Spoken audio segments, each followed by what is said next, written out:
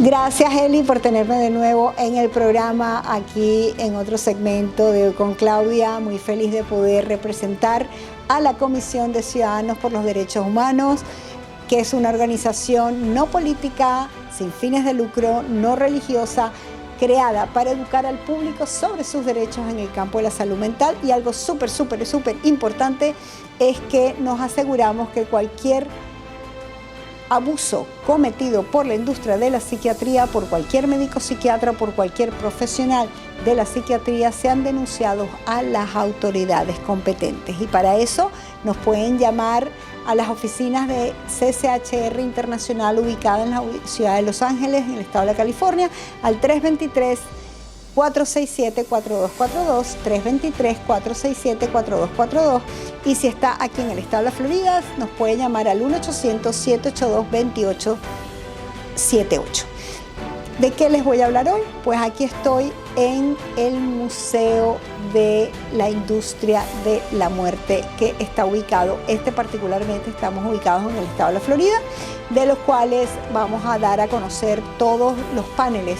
Y usted va a saber todo respecto a la industria de la psiquiatría desde sus inicios hasta el día de hoy. Las cosas que se han hecho, las atrocidades que se han cometido, lo que se ha hecho en nombre de la salud mental.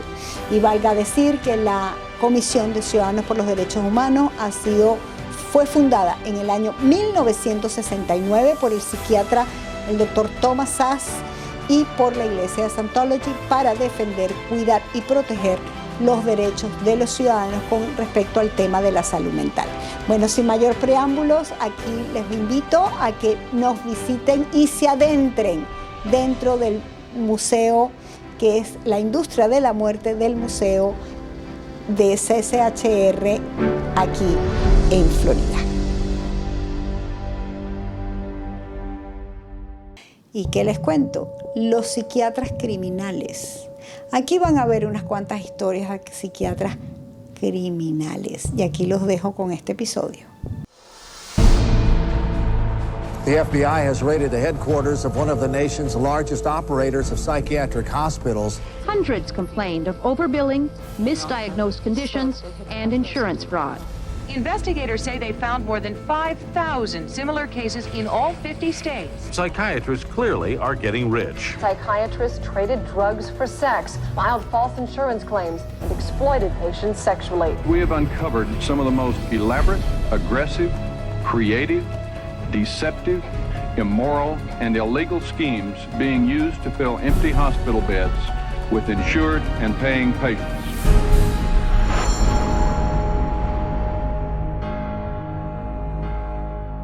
Every psychiatrist takes an oath to follow an ethical code of conduct, to put the care of their patients above all else.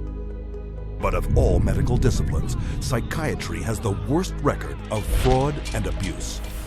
Psychiatry is almost a license to print money.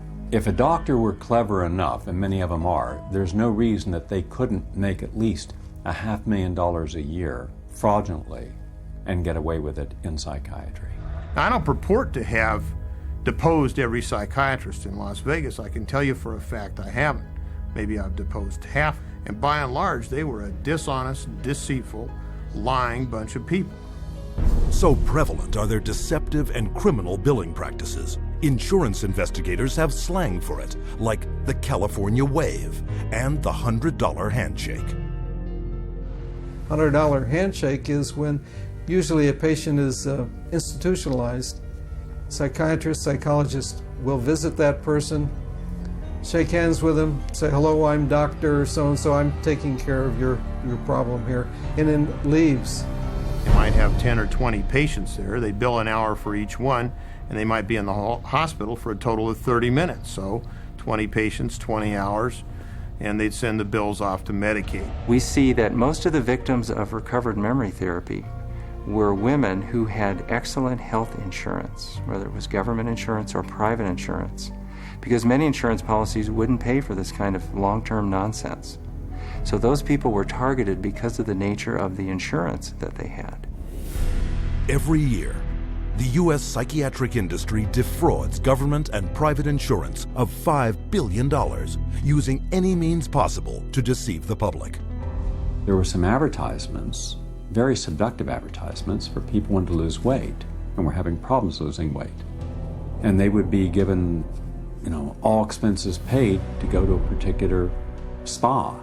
But when they got to this spa and went in and signed in, it wasn't a spa, it was a psychiatric center. And then they couldn't get out. What instead they received massive doses of mind-altering drugs, and they were kept for a lengthy period of time, and their insurance carrier was billed tremendous amounts of money for something that was unnecessary. But their lies go beyond the psych ward and into the courts, where as paid witnesses, they will say anything to collect their fee.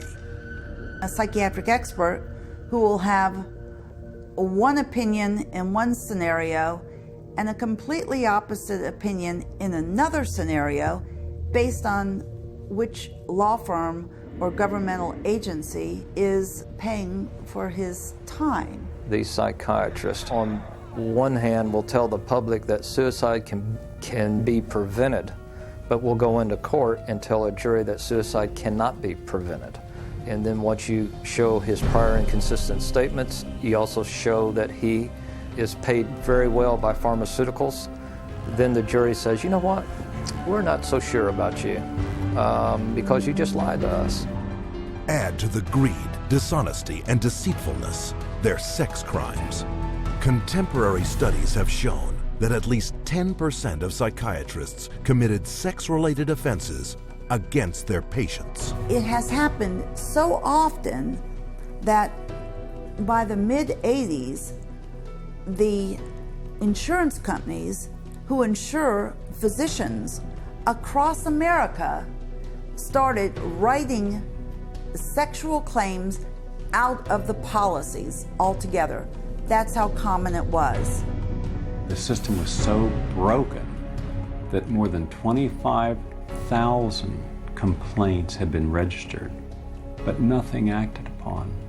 When a psychiatrist has a patient, a female patient, and abuses them sexually, there's a very high probability they'll get away with it.